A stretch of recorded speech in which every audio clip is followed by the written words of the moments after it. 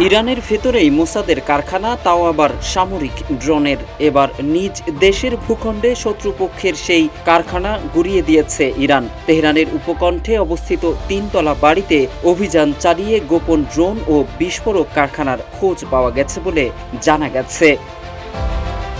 ইরানের সরকারি television channel press টিভির এক খবরে বলা হয়েছে, মোসাদের ওই গোপন ড্রোন ও বিস্ফোরক তৈরির কারখানার খোঁজ পায় ইরানের নিরাপত্তা বাহিনীর সদস্যরা।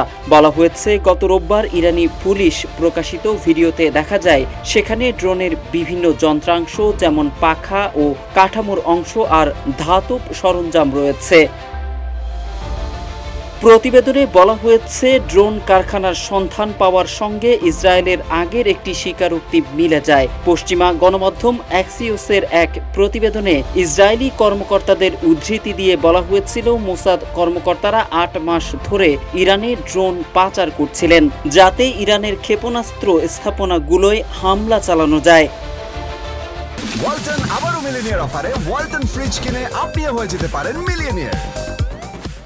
গত রোববার তেহরানের রাস্তায় নাটকীয় কায়দায় একটি ট্রাক ধাওয়া করার দৃশ্য ক্যামেরায় ধরা পড়ে। সুনির্দিষ্ট লক্ষ্যে পরপর 2টি গুলি চালিয়ে ওই ইরানি গোয়েন্দা কর্মকর্তা ট্রাকটি থামান। ওই গাড়িতে অত্যাধুনিক ড্রোনের মজুত পাওয়া যায়। তবে ইরানি কর্তৃপক্ষ এখনও সব তথ্য প্রকাশ না করলেও জোর দিয়ে বলেছে, বিদেশি হুমকির বিরুদ্ধে তারা কঠোর ব্যবস্থা নিতে প্রস্তুত।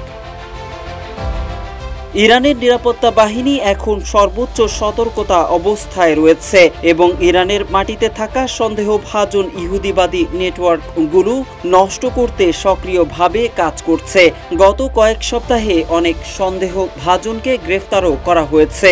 ইরানের নিরাপত্তা কর্মকর্তারা বারবার বলছেন, ইসরায়েল বহু বছর ধরে ইরানের ক্ষতি করার চেষ্টা করছে, কিন্তু ইরানিরা এখনও সজাগ রয়েছে। এদিকে গত শুক্রবার হঠাৎই ভোররাতে ইসরায়েল ইরানে হামলা চালায়। ওই হামলায় ইরানের বেশ কয়েকজন শীর্ষ সেনা কর্মকর্তা ও পরমাণু বিজ্ঞানী এবং নারী শিশুসহ বহু সাধারণ মানুষ মারা যান।